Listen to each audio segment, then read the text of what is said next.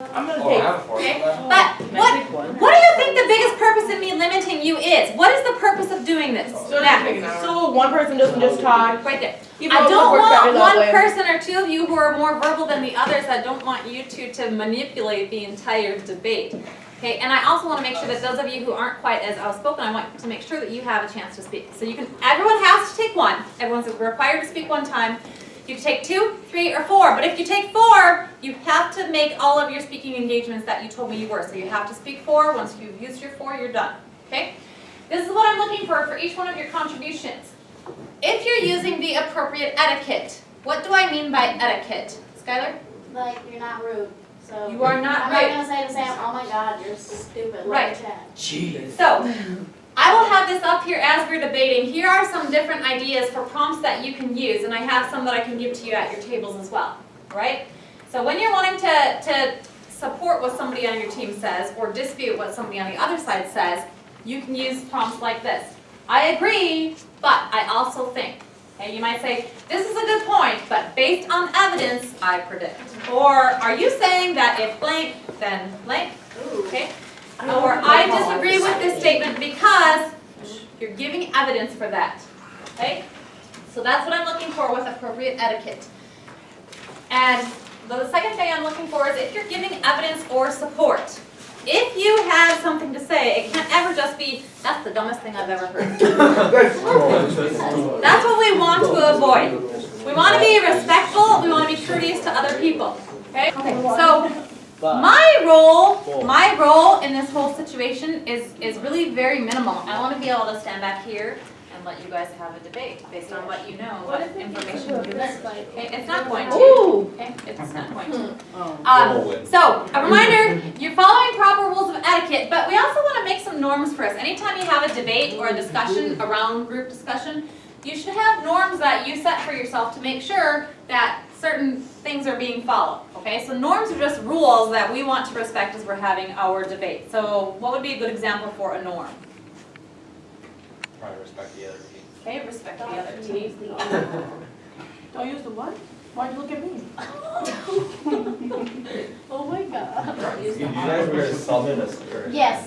Okay, give me another example of a good norm that we should follow today as we're having a debate so that we don't erupt into a fist fight. Yeah. But don't use any slurs, that means the N word, the R word, What's the R word? retarded. Oh. Rap? Okay, what else? What else?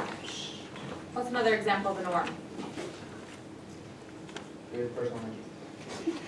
How about, Be yourself. don't interrupt. There you go. When someone is speaking, what should you be doing? Listening. Don't talk, right? And Annika, I like yours. It's at the bottom. To me, this is probably the single most important norm that we should follow. And that is, do not interrupt. All right. Yeah, let's not scare. So, my role is to sit back and relax. Your role is to conduct a debate. You guys are trying to prove that the Civil War was a revolution. You guys are trying to prove that the Civil War was an exercise in civil rights. Remember, I didn't give you a choice as to what side you were on. I randomly split you in half and gave you a side to research. At the end of the class today, at the end of the debate, you are going to be making a decision for yourself whether you think it was an exercise in civil rights or a revolution, based on what you learned today. You don't necessarily have to stick to the side that you researched. Okay, so your job is to listen, and I'm going to ask you at the very end of class to write a piece of writing that will explain your side and use evidence to support that. Okay, so make sure that you are listening to what we're discussing. And, all right, so the Civil War was a revolution. Ashton. Can't take this. Yeah. The definition of a revolution is a forcible overthrow of a government or social order in favor of a new system. And what this war was about was two sides of the country fighting because of disagreements on the government because they wanted to abolish and or keep slavery, which means they wanted to change in the system or laws in the government.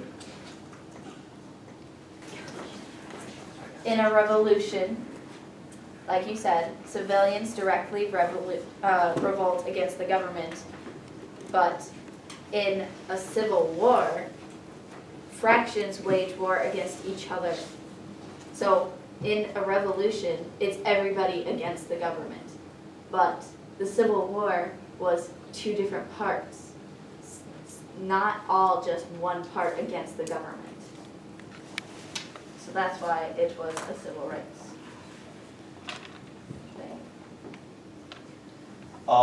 What she was saying with the definition of revolution, which was the overthrow of a government. Okay, basically a revolution is where a majority of one group, which would be the entire country, per se, like it was in the Revolutionary War, they were going against another group. A civil war or an act of civil rights movement is fought between two different, completely different groups in one area. If they weren't, so it wasn't against the government per se, it was, but there are two different groups. It wasn't just one big group, there were two sides in one place.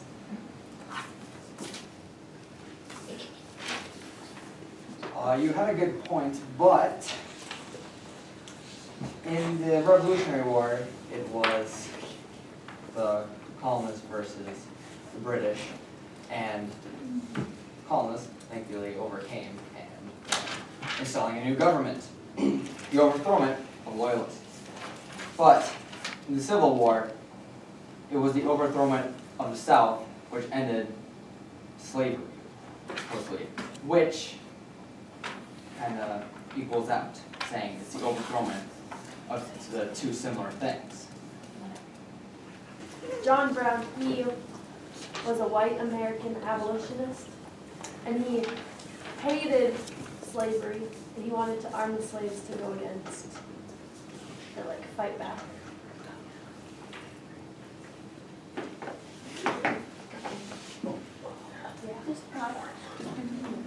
If I heard correctly in your point before the one you just made, you claimed that you, what's the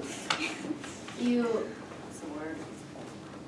Compared the Revolutionary War and the Civil War, as in, like the Revolutionary War was the colonists versus the Brits, which were, if I'm correct, two different nations. The South and the North were not two different nations, they were under the same nation. They were just two, because the South never seceded like they had planned. That's why it was revolutionary, because it was the overthrowment of both governments. No, I agree with Sam's point about it being what it was, but a revolution includes people rising up against a force. But since it was apparently for slavery, most slaves actually never even knew what the war was about.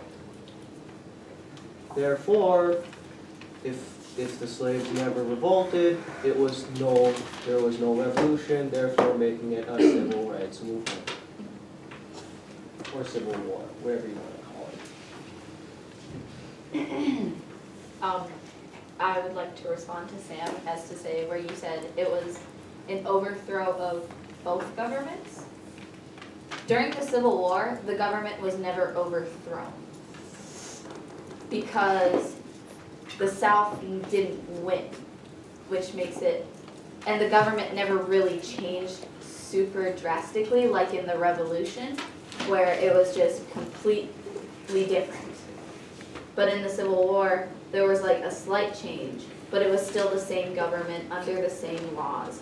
There was nothing that said oh, slavery is, we have to have slavery, and then that was completely changed. No. The Revolution is one government completely changing, and the Civil War was just becoming more clear on issues. So it was never really an overthrow of the government during the Civil War, which makes it not a revolution. Okay, it has something to do with what Natalie was saying. She was saying that the slave knew the war was going on. Yes, some slaves did know, but not all slaves knew about it because their slave owners did not want them to know about it because then they would have revolted against their slave owners.